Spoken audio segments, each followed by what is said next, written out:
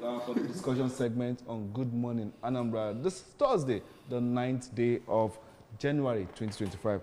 This morning we have with us as guests that will be talking on the program, the topic for this morning, which is Nigeria's new education curriculum, getting it right. And we have Dr. Dennis Ekemezie, a public affairs analyst and civil society activist, and Comrade Uzo, founder and country director, Mma Igbo Empowerment Foundation. Good morning, gentlemen. For us this morning, let us, delve into what concerns us and the future of this country, which is very, very important. You're welcome on ABS Good Morning Anambra. Thank you for your invitation, and may God bless Nigeria. A very good morning, Ajo, and members of the crew. It's a wonderful morning. Thank God, and God see us through in this particular, journey. Yeah, thank you. Without much ado, let us begin. Just not too long ago, the federal government introduced 15 mandatory skills for students in new education curriculum. Mandatory. When you hear mandatory, you know that you're not going to miss it. This is more like including these 15 core subjects in addition to maths and English. And the reason is because if you look around you, you will find out that most youths have missed the way. They're no longer the artisans that we used to have when we were growing up, like these skills. We have foreigners now coming down to Nigeria and taking up all these things. And the government said, for how long would we continue, missing out on these things? So these courses were now included in the curriculum in our schools. We have plumbing, tiles and floor works, POP installation, event decoration and management, bakery and confectioneries, hairstyling, makeup, interior design, GSM repairs, satellites and TV antenna installation, CCTV, intercom installation and maintenance, solar installation and maintenance, garment making, agriculture, processing, including crop production, beekeeping, horticulture, sheep and goat farming, poultry and rabbit farming, basic digital literacy, IT and robotics. Federal government bringing these things in. Does that make Nigeria to be the next, global game changer in the world in no time, if actually these things can be implemented in school? Let me start with you, Dr. Dennis. Well, I have to commend the existing new Minister for Education for such innovation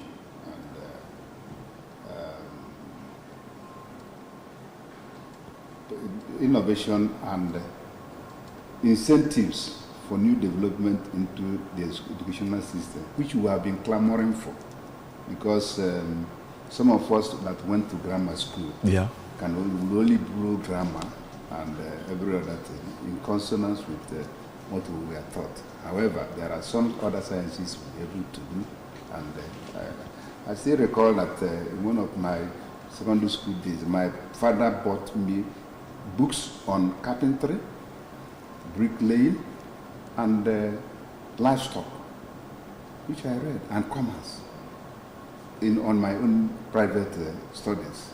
And if you see developed nations, for instance, China, even India or Japan, the way they developed, they started from local industrial development, which they called cottage industries. And it's from that cottage industries that you start to, from micro to macro, and then be able to develop. I would say, Nigeria, good morning. Wake up from our already very fast slumber. You are saying the youths. It's not only the youths that have missed. I'm saying my own experience. We have also missed and even goofed, because you find it very difficult, especially in this part of country now, our Igbo land, to find an artisan that will do a job for you. If he's not from, let's say, Ghana, of course, some of them have left. He will come from Togo or even Niger. But you find out that the Ghanaians have gone, the Togolese are gone. Then you go back to, let's say, Yoruba land to bring them. That's what is on now. And if such develop the new curriculum, we start from the scratch. I always say, catch them young.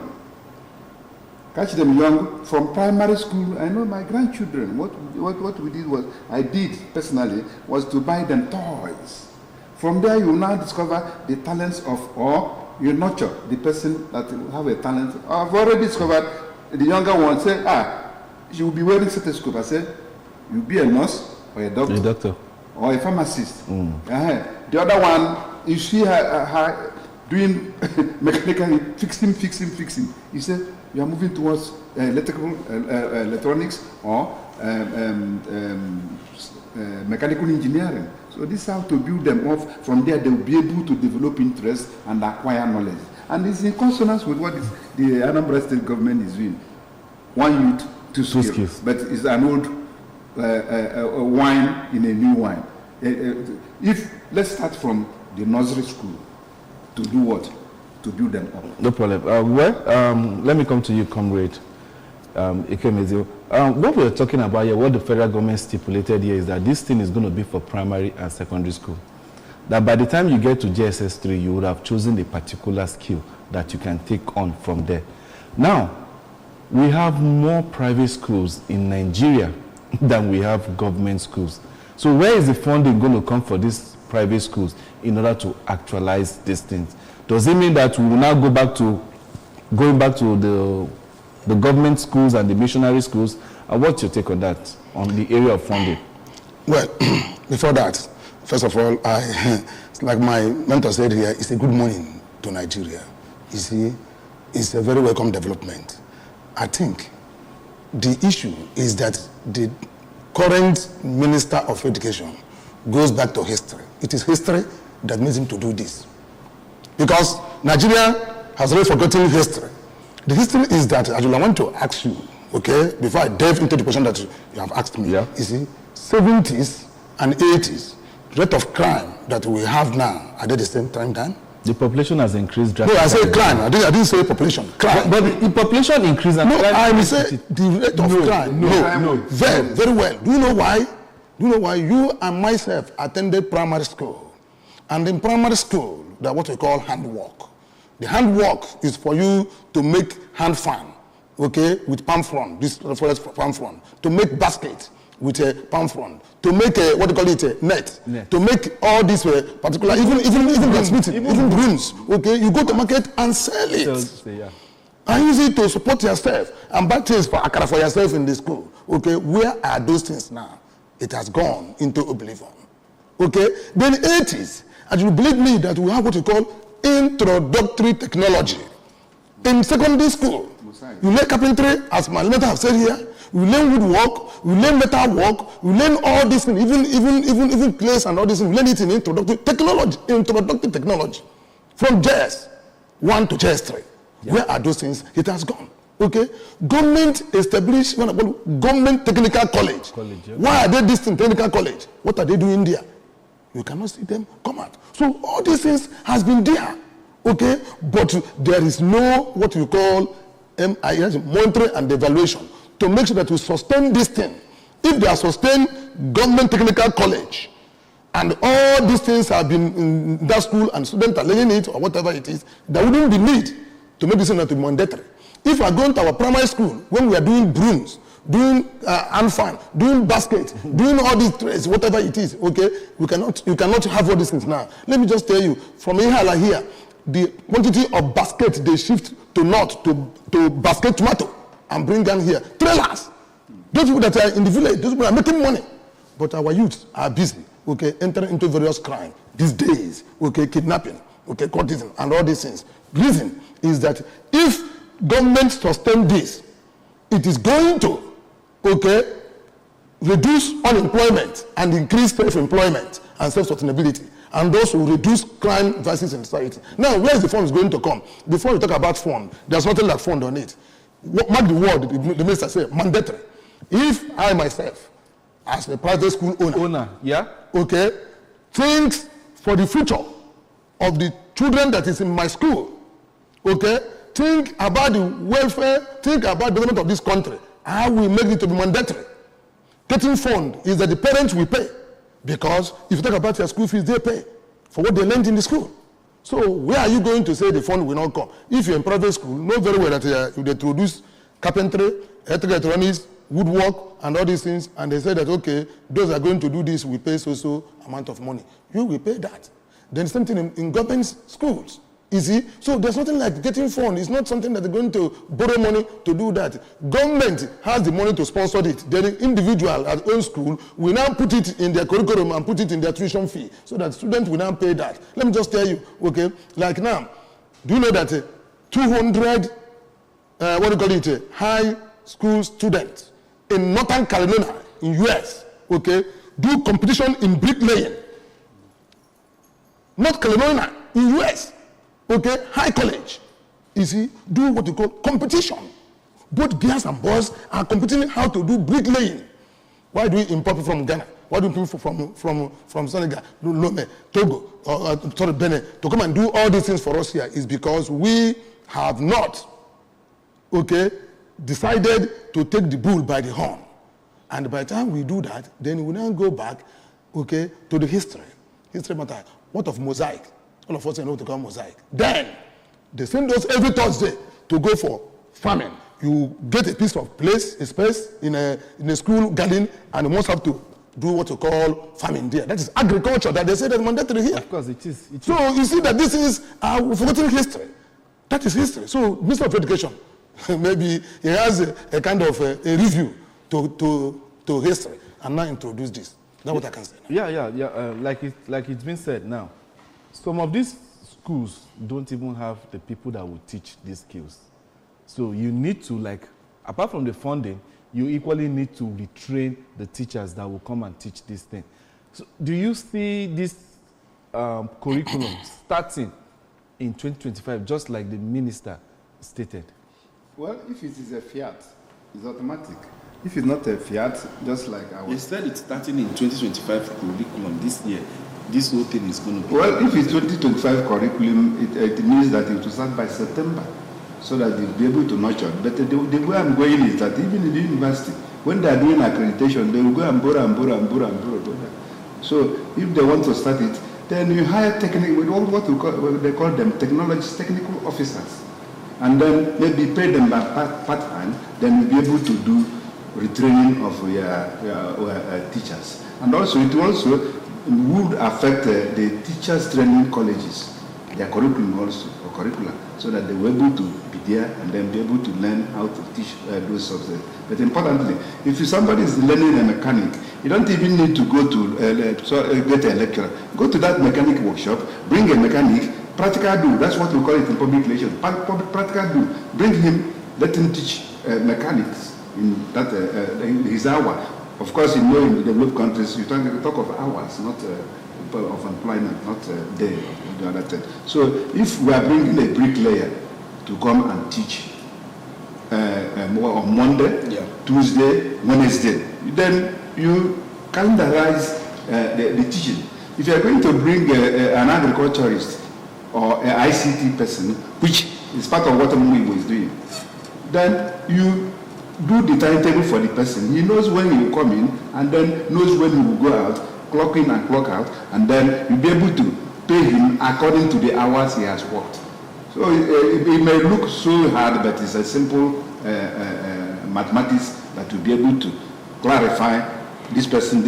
Of course, the timetable will tell you when you will come in. So for me, it may not even require hiring teachers. You hire technical experts, those people who have been drilled on such. That's what Mwibo is doing. You bring them, take your trainees to professionals who are doing the job, and then they will teach those people. So if you call the garment making, I'm still to clarify that garment making. Is it garment production, the fabrics, or tailoring? So it has to be clarified. If they are doing garment production, it means not only Mwapa, because the governor is wearing. How do you produce it? And then how do you show it? I think it has to do with both the making. That's what I'm saying. And then the finishing. That's what I'm saying. It's a very good development also. And then it will also increase the industrial development. The point is that hire technical experts so that they will come and teach according to their skills. This time, their time, their talent, and the treasure. They have their talent, they have their time, the treasure is what you pay them.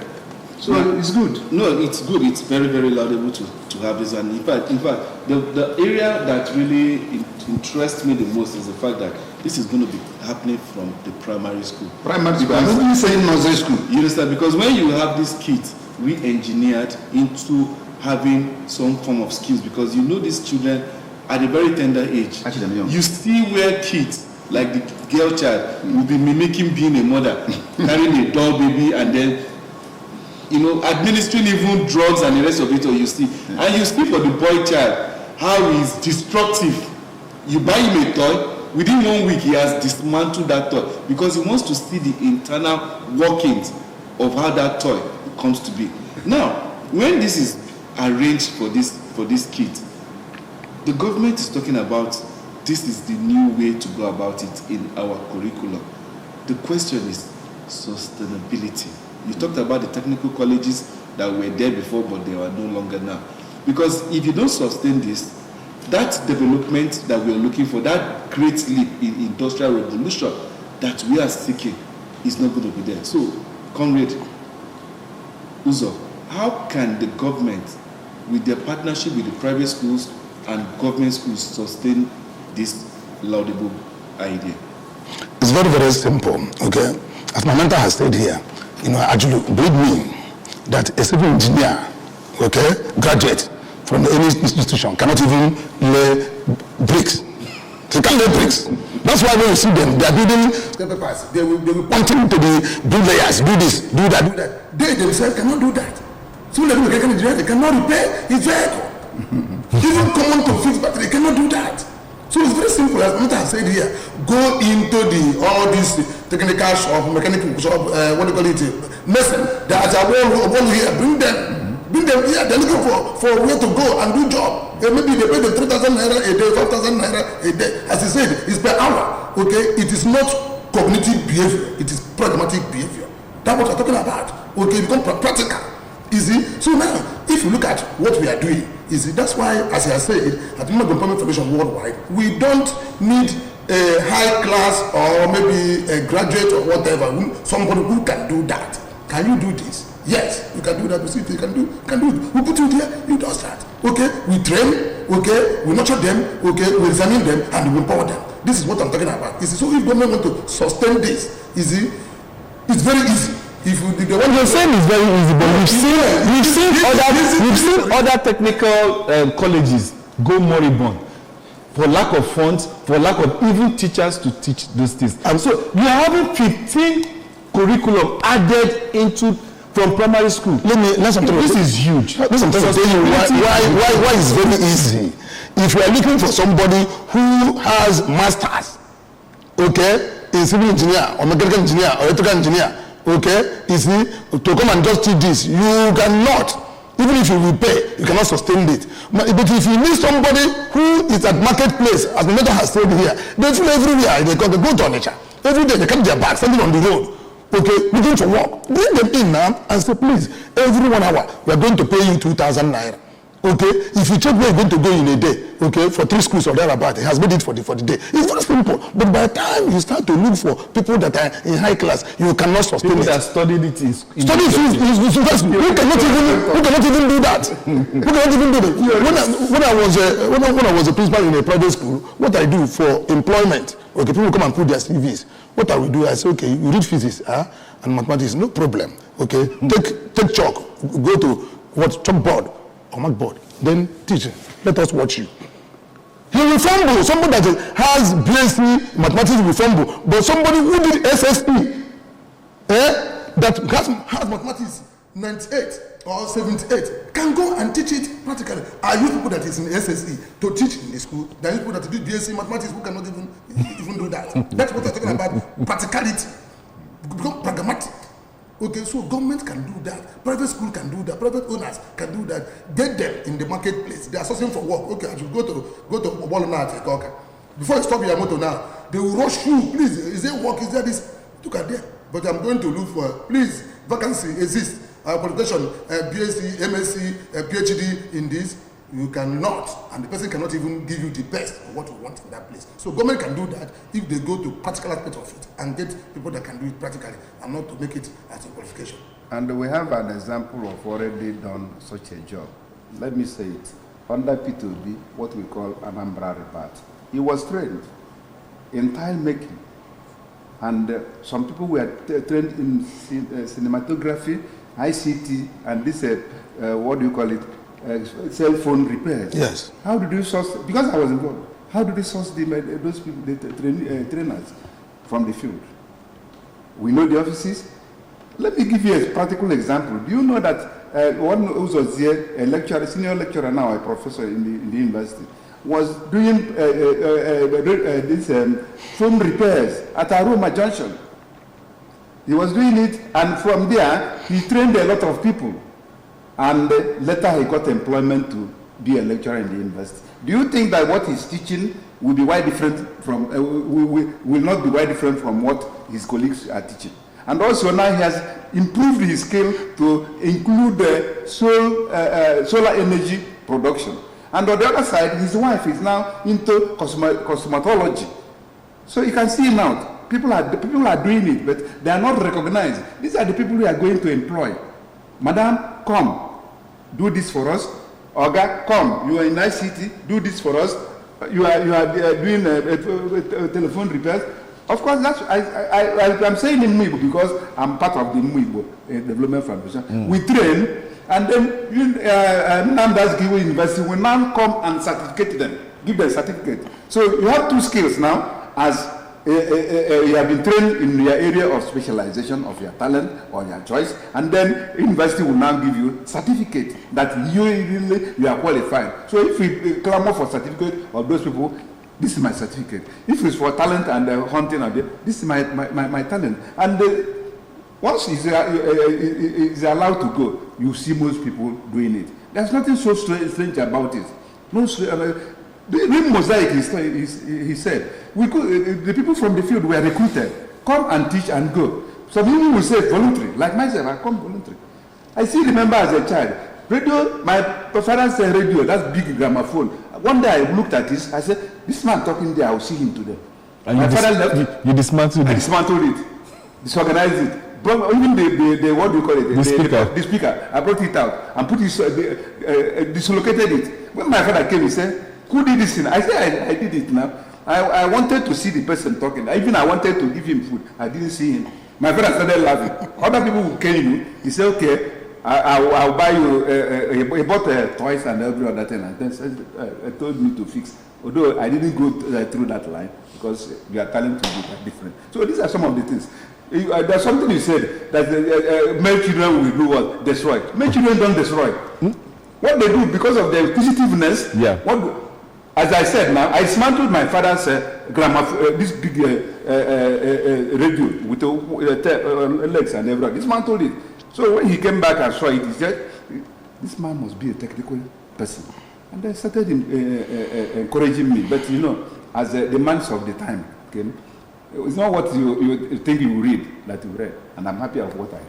Well, we're happy because we all learn every day by interaction and then by the kind of things that we do and in the environment that we find ourselves. You understand? And then, now talking about the environment, I was thinking that these skills should, apart from these 15, that there should be some other indigenous skills attached to it based on the locality where you find yourself. In order, when a child grows up knowing that, okay, now take for instance in Oka, that goldsmith and the rest of it all is synonymous. Those indigenous crafts that are predominant in a particular area, if it's being introduced in schools curriculum like this one, wouldn't it further, enshrine that kids grow up and then keep with the crafts and skills of their fathers? Well, we are talking of general knowledge as a beginning. Yeah. You have the knowledge. And then as you move on from class 3, as it is said, you now start to specialize on your locality. And also, there's something they are missing also. I said, I push question there. There must be orientation and reorientation, which means that's the way we taught them in Anambra Rebat. Yes. Give them 1 week orientation course. Refrain their mind so that they will be guided in whatever they are doing. And also, there's the language will also, that's where another area we are missing, as you are saying, of locality. When we go to and bring an artisan, you wouldn't expect an artisan to be blowing English. Just like it's in China and in India. They use their local languages to teach. So that the information will flow. Yes, and then also more information and more knowledge also will be infused. And also more languages. For instance, so there was something we were saying one day, and somebody telling me, this thing you are talking is not of important part to me. He wasn't telling me about the importance. And he said it's important part. Because what is impact in Igbo? Is it something that you needed? And you see how he coined it. That this thing is not of important part to me. I knew that it is not important. So these are how language we develop. And also it will also affect the cultural development and cultural milieu of the people. And assimilation of assimilation. And then, as you said, it becomes, when you become a pragmatic scholar or student, what do? You turn it into your pragmatic leadership. So the issue of contractual leadership will now start to phase out. Because you are now being built as an entrepreneur. That's where I think that's where the minister is going. Let's develop these young ones as entrepreneurs that will take over from us. And it's simple. In the next 10 years, things will change. However, Nigerian factor, you know what is Nigerian factor? The Mabusu, something that Mabusu there is something of a language changing. Something that Mabusu there is fraud. How do you control fraud? No problem. We'll definitely get to talk about that when we come back from this break. Don't go anywhere. Let us get to hear from our street parliamentarians. They too are Nigerians and they too are in the Anambra. And this topic that we're talking really concerns them because you never can tell. An engineer or a genius, a scientist with the mind to manufacture something in the near future could be speaking to us. Don't go anywhere. The show continues.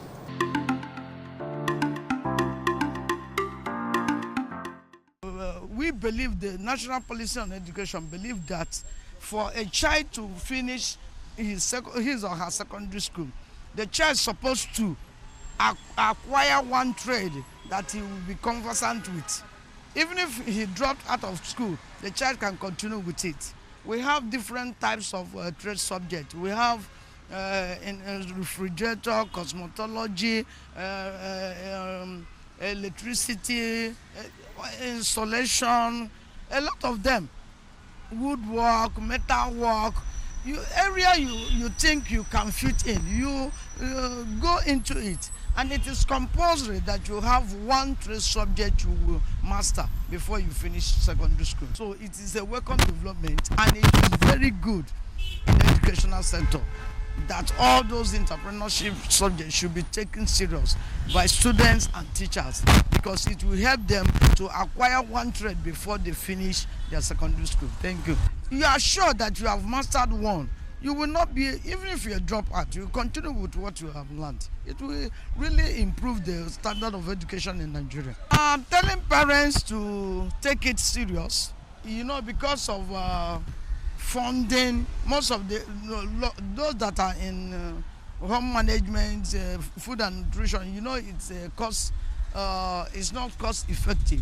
It's demanding them to do some practicals. I'm encouraging parents, when your child determined to do one thing, they should encourage them to learn that trade and help them to perform very well. Thank you very much. It's a welcome development. It's a good idea because it's part of the things CSOs have been campaigning for long, that a child in school is supposed to acquire some basic skills, at least at the level of JSS 3.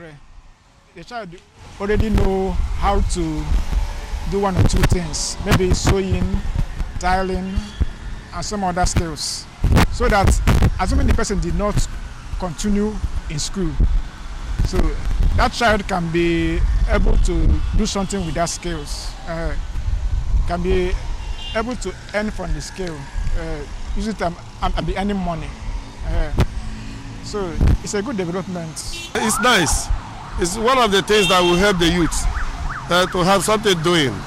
Having something doing will totally eliminate crime. as far as I'm concerned. That's my own idea, right?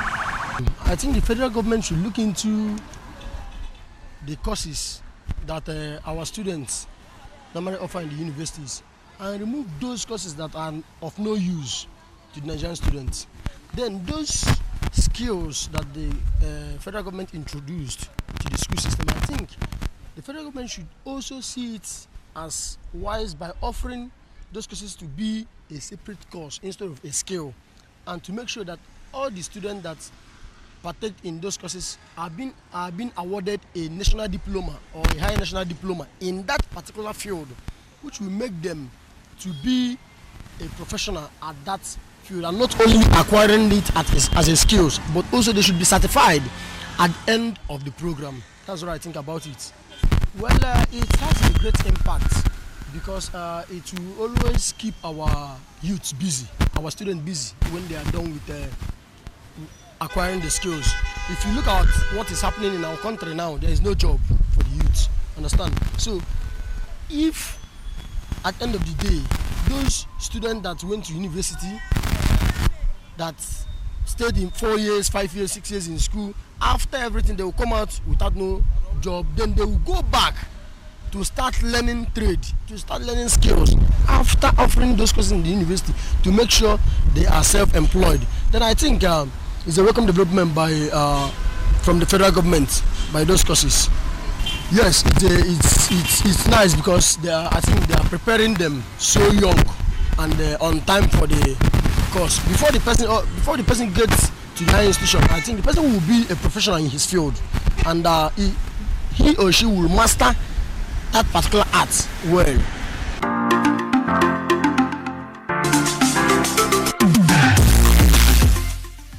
Glad to have you back. Well, we have our street parliamentarians telling us the importance of this new curriculum that was introduced by the federal government, accommodating 15 skills that one could learn from primary school down to JSS 3. And then by the time you now get into university, you now have an area of speciality. Well, we're beginning to see Nigeria to be the next industrial hub. Give it in the next 20 to 25 years when these things begin to yield the desired fruit. Well, I still have in the studio with me Comrade Ekemezie and Dr. Dennis, who are here talking about the importance of this thing. We had one of our street parliamentarians talking about the area of specialization, and that was what really actually caught my interest, because something that you learned to do for 9 years, and then you now go into the higher institution to probably read that line or probably maybe diversify and do something else. By the time you come out and you don't find a job with what you backed as a university degree, you have something to fall back on, which is the skills that you acquired from your primary school down to your secondary school. Now, talking about the benefits of this in the next 10, 15, 20 years, where do you see Nigeria on the pedestal of nations? I'm talking to you, Dr. Dennis. Well, I think the vision of Nigeria is to be one of the industrialized countries by 2050. And you can see the plan being laid through the Ministry of Education to catch them young. And by the time they finish their primary education, what do you call it? Is it primary education? That's a name from it. Basic education. Yeah. And then to secondary, and then, as you said, to university. I find a good example. One of my sons learned cooking from her grandmother, from my mother, and started practicing it. It compelled him to read agriculture and then to specialize in dietetics and nutrition, while the other one specializes on food science and technology. We would say he's a technologist. It's what he has inherited. And two of them are saying, we are now going to combine. You follow your own, when you do your food, and then you bring it for me to package. And then they form the Akuchia Industrial Development. Akuchia, this person will cultivate, bring, this person will do what? Package. And then become Akuchia. You can see the vision. And that is where it will go. Because they started from the cradle, and then the children will now learn, and then specialize, and diversify also, and then collaborate. It's a very, in fact, when I read it, I said, oh, this minister is supposed to be honored, given national honor instantly. And then, as we said, sustainability. I hope it will be sustained. If it will be sustained, I tell you that vision by 2050, Nigeria will aspire into technological developed country, advanced developed countries, because it's not only localization of industries, local industries that China used to spring up. You can see fan, very toy things, you call it the toy, but they will do it through electronics. And then chips will now come in. So we are looking at Nigeria being what our former governor would say, from consumption in nation to what? A producing nation. Yeah. And that will be a fine situation. So Nigerians, there is hope. Let's encourage the young ones. Now, Comrade Uzo, now talking about your Umma Igbo, empowerment program. And now you have already seen something similar to this, where you train kids, nurture them, and then empower them. Speaking from your own personal, endeavor, what are the challenges that this project might encounter in the future? Okay. First of all, thank you very much. In a very nutshell, okay. Problem is that human being does not know where they come from. You see, God is God of creator. Is not true? Yeah. He used words. The rest is power. Okay? The mind is creative. That's why he used words. That is power. Okay? To do most of things. Then doing the of human being mechanically, practically created human being. So creative mind. The mind is creative. Okay? You see, the word is power. That's why he was saying at Maibo, Empowerment Foundation Worldwide, they talk about orientation. That was during Anambra debate, which I was one of the part of beneficiary. Okay, we have been kept for complete 2 weeks and give orientation and give words, encouragement, motivation, inspirational, and it change our psyche. That's why I myself, as particular, I can do tiling, I can do interlocking, I can do all these things up to now, and that's why Maibo has been nurtured for almost 6 years ago. When we see this in the government is saying now, okay, we start to bring our youth. Okay, we start to do what? Educate them, that is orientation. We start to do what? To train them. We start to do what? Examine them, that's exhibition. Okay, and empower them. Because exhibition was done and I was part of it. So now coming to this, and that's what people that humanitarian said, okay, make it to be an awarding or certification program.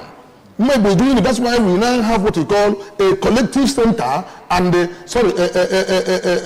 center-based, what we call it, training center and the training centers. Okay, collective-based center is something like UNIZIC, which we are partnering with. Okay, students will go to lecture, come back, lay skills. At the end of the day, they will be what? Certificated by the university in connection with Maibo, and empowered at the end of the day. So the government can use a school, okay, maybe Community school as a collective center base and use all these mechanic and bricklayers and other places as a sub training centers to make it to be very, very easy. This is at the area of Maibo, and what the people are doing is at the leading result, because at Tinubu, Maibo have a center, at Delta have a center, at Abuja have a center. These are sub centers. But in Oka here, okay, in schools, in our secretariat, we have collective based centers. So what I'm trying to say is that in future, okay, what are the challenges? Challenges that this will be in future. I'm talking about not able to sustain this and not able to monitor this. If you don't have what you call monitoring and evaluation unit, federal government should create it. Okay, this thing that we introduce now, this 15 core subject, not only core 15, it's more than that. I want to ask you, go to village now. During those days in village squares, you see some children come out using clay to build house, using clay to build this substance and all this. Okay, these are telling me that hey, this person will be a civil engineer.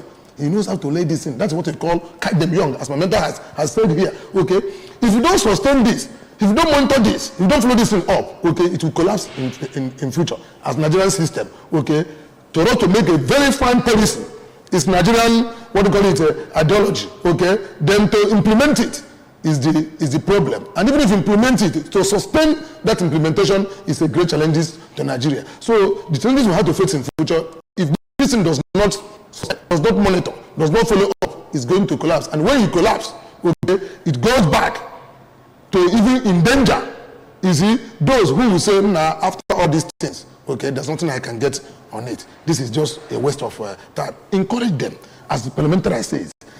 Tell them that this thing they do, what something. Secretary said that all is in life, what not living. So you must make something to make them to feel that this thing they do is worth something. Dr. Dennis, you know, like you said about the Nigerian factor, that things are usually very, very, let's say, very big from the beginning, but with time it gradually fizzles out. What would, in order to sustain this thing, is there going to be a need for think home philosophy in this, while diasporans will need to like come down and see how they can build the technological base of Nigeria and in so many other areas? We have lots of Nigerians doing laudable things in other parts of the country. Could this be an opportunity whereby we have our think tank reversing the Japa syndrome so that bring back to Nigeria what you have acquired elsewhere? Quickly on that. I love that analogy, because I said somewhere, if our people were not enslaved to Europe and America, and then later came back with the knowledge, Bible and education, wouldn't have been where we are today. Though it's contentious. Now, the Japa syndrome you mentioned is, I call it voluntary. And you can see when you analyze the remittance from diaspora, you see it has increased the volume of earning in Nigeria, even in the development, especially we in the southeast. So what we need, for instance, in my Umunna kindred, we have already set up what we call Human Development Foundation. And the chairman is lives in US, the secretary lives in the US, and they said the way we are going to handle it is by virtual. While when they came home, come home during Christmas period, then we'll do the practical side of it. This will be part of it. Transfer of technology, transfer of the technology. Technology is transferred by implementation of ideas and innovations that came across from abroad. China stole technology, and today you can see where they are. And that's what I said earlier. It will encourage localization of local industries, industrial development, and then, as you said, it will encourage speciality. And then that's at the higher level. Then when it comes to speciality, you talk of experience, wisdom, and this. And then all these will be collected to form the new culture that will emerge in Nigeria by 2050. So industrial development is not an easy thing. It doesn't come easily. And that is where we are moving. Industrial culture, the culture of entrepreneurship, and then the culture of savings, the culture of industriousness. You two of you agreed. If this thing is well done, crime will be eliminated. Then income will be increased, and then buoyancy. You'll start to relax. At old age, you will enjoy. Let me wrap up with you with this one quickly.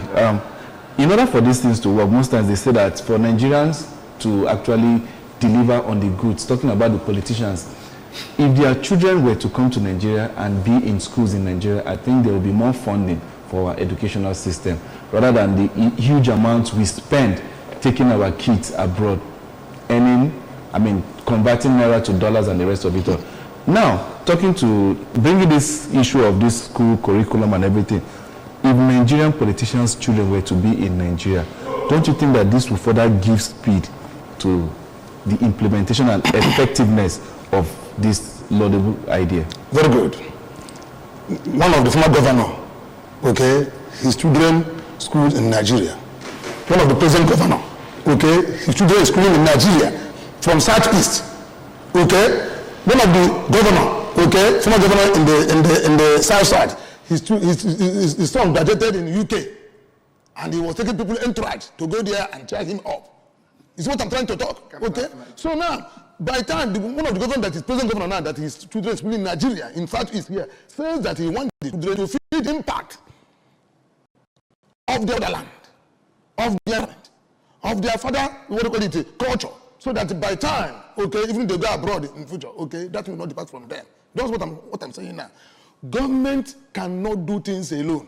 Capitalist state okay, involve partner, what you call PPP, private partnership? Why should government see some, we call it organization, okay, like, what do you call it, one I have now, okay, I'm the country director of my Empowerment Foundation, who have done this thing for 6 years. You see, if you partner with other NGOs who have this particular last miles, you see, they can help to this and make it to be workable. But government cannot do a loan, see a loan, and have a loan. Let them diversify this and call people that are having last mile to help them to do this. That's why you run in capitalist state in US. I told you that one of the high colleges, okay, in Northern Carolina, 200 high colleges, okay, do what you call brick competition. Have it happened in Nigeria?